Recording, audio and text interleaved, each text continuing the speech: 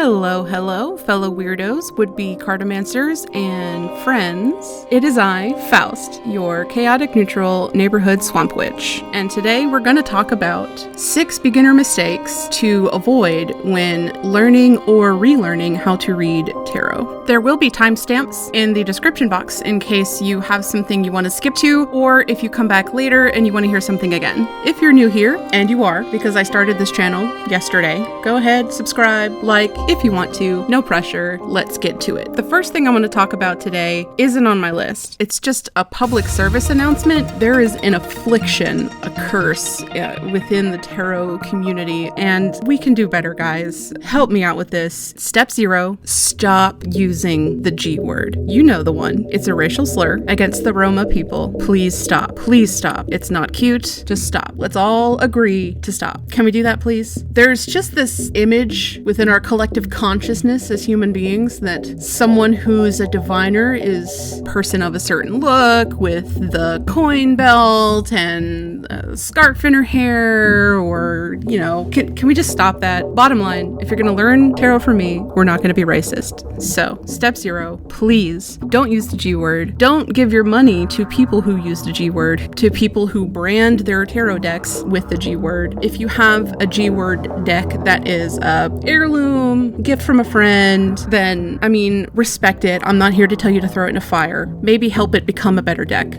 I have a deck with that word on it in my collection. I'm not here to pretend like I'm perfect. I used the G word before I knew better. But the thing is, now I know better, and so do you. So let's be better together. Cool?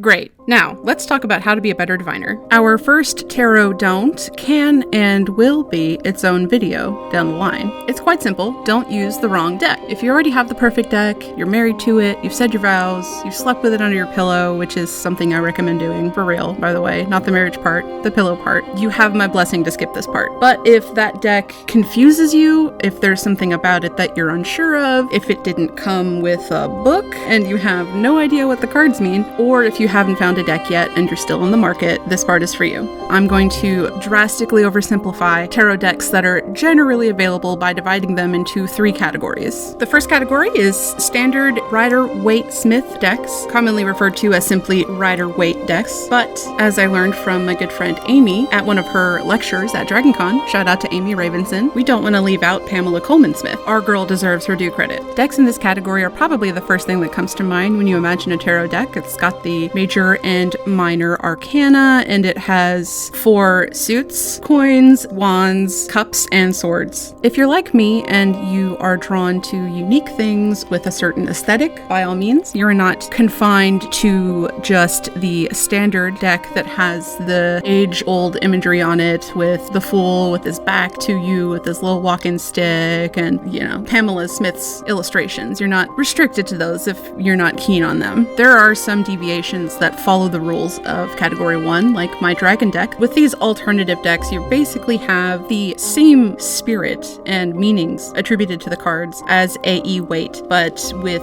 alternative illustrations to Pamela Smith's. It has the major arcana, cups, swords, wands, and pentacles. Simple and universal. Even if a deck like this didn't come with its own book, you could buy any basic tarot guidebook and be able to follow the cards with reasonable intuition.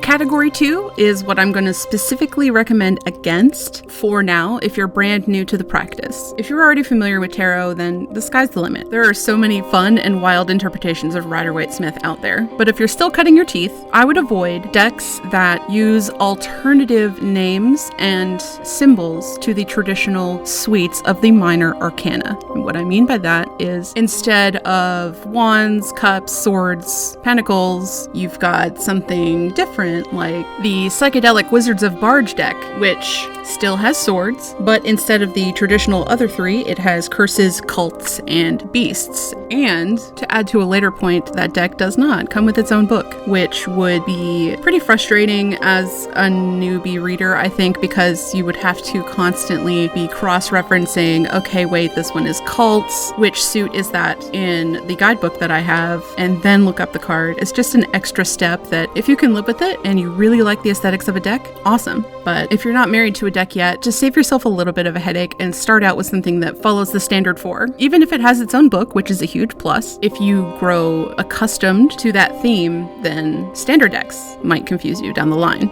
Category 3, I'm kind of neutral to for beginner using, is Oracle decks. These are decks that don't follow the Rider-Waite-Smith format at all. For example, this beautiful lunar Oracle deck that I have that has cards and meanings inspired by different phases of the moon and celestial bodies. Or this Halloween deck that just has fun Halloween-themed images. Now, these decks will always come with their own book. There's no third-party guidebook here because generally these Oracle decks are designed and written by a person or a team, and there's no standardization there whatsoever. So if you have an Oracle deck, just understand it's not traditional format, but if you feel like it's right for you, then it is. Other than that, decks that are gifts from someone special, always powerful, always potent. The closer you are to the person who gave it to you, the better the vibes. Now, even if a deck is traditional Rider-Waite-Smith, the minor arcana are what they should be, I would still highly recommend getting a deck that comes with its own book.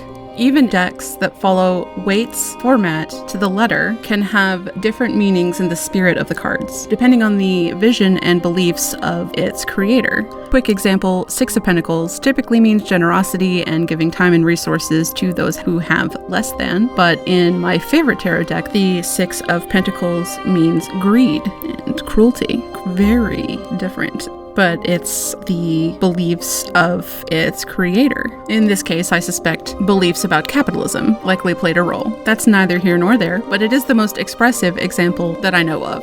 If you've come for a specific recommendation, a deck I love that I use for my business is always my first recommendation to a beginner. The only drawback is that it is expensive. So keep a $90 price tag in mind as I tell you about this beautiful deck that is very sturdy, comes in a beautiful box, has stunning level of detail. The reason I love this deck is the artwork. It's very descriptive. The pictures on the cards do a fantastic job of telling the story about the spirit of the card and its meaning, so much so that if you really, really want to memorize the cards, this is the deck, because the symbols on these cards are a lot more relatable to a modern person and just make sense. You look at it and you go, oh yeah, that's what that card means, which is not something I can say for the traditional style. Sorry, Pamela Smith. The last point I'm going to make on this, which is by far the longest of my tarot don'ts, is if you find a deck that calls to you, that you just feel an instant connection with, none of this matters. That's the deck. Okay, our other 5 tarot don'ts are a lot simpler. Number 2, don't stress about memorizing the meanings of the cards.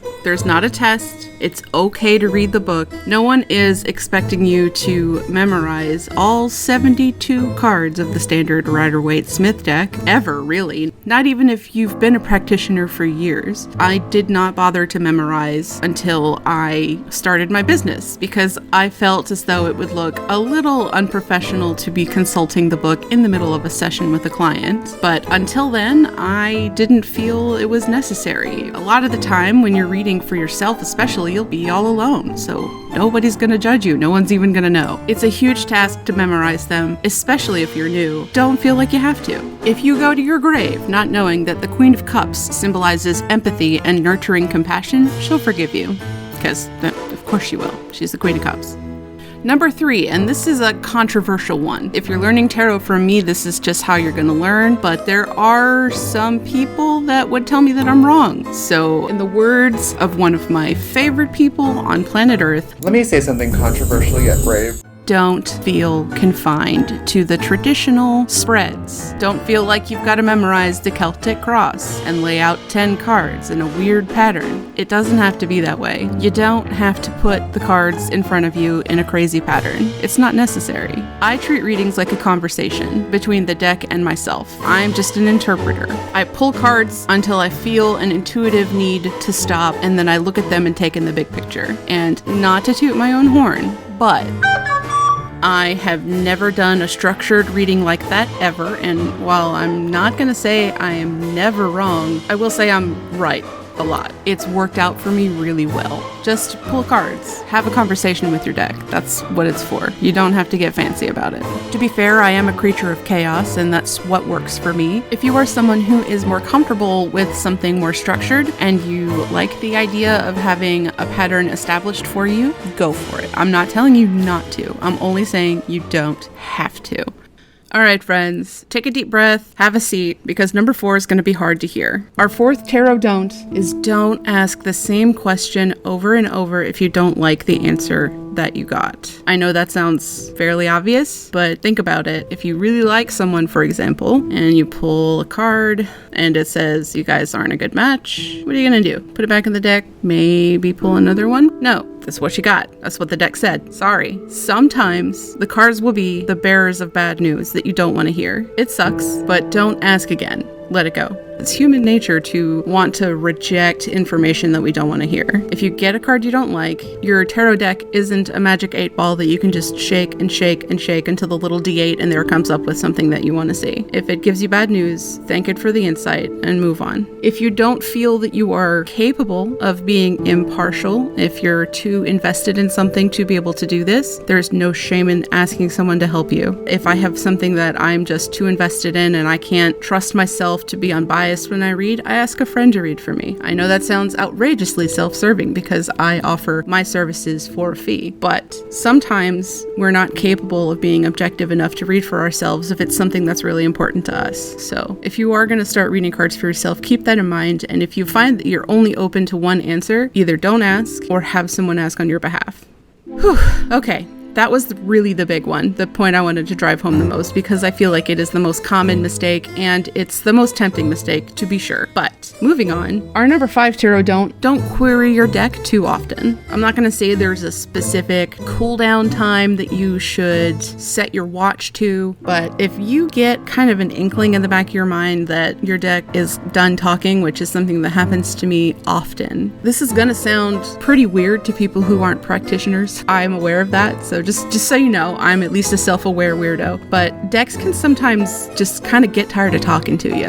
If you get a feeling in the pit of your stomach like the way you get when you've been on the phone with someone for too long, you just need space, that's real. That's a real thing. And put the deck away for now and let it rest. If you want to have a good relationship with your deck, don't burn it out.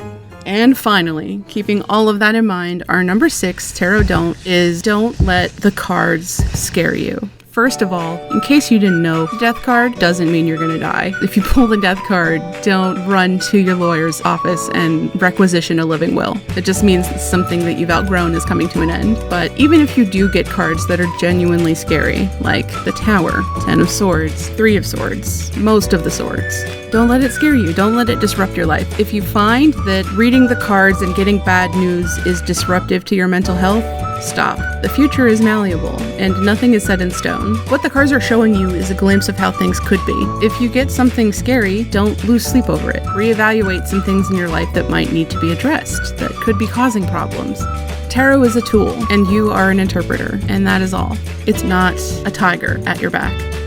And that's all for now. My next video is going to be about how to tell if you are being swindled, bamboozled, led astray, hustled by a charlatan who's claiming to be a diviner. Until then, I hope your Wheel of Fortune is on its way to the top.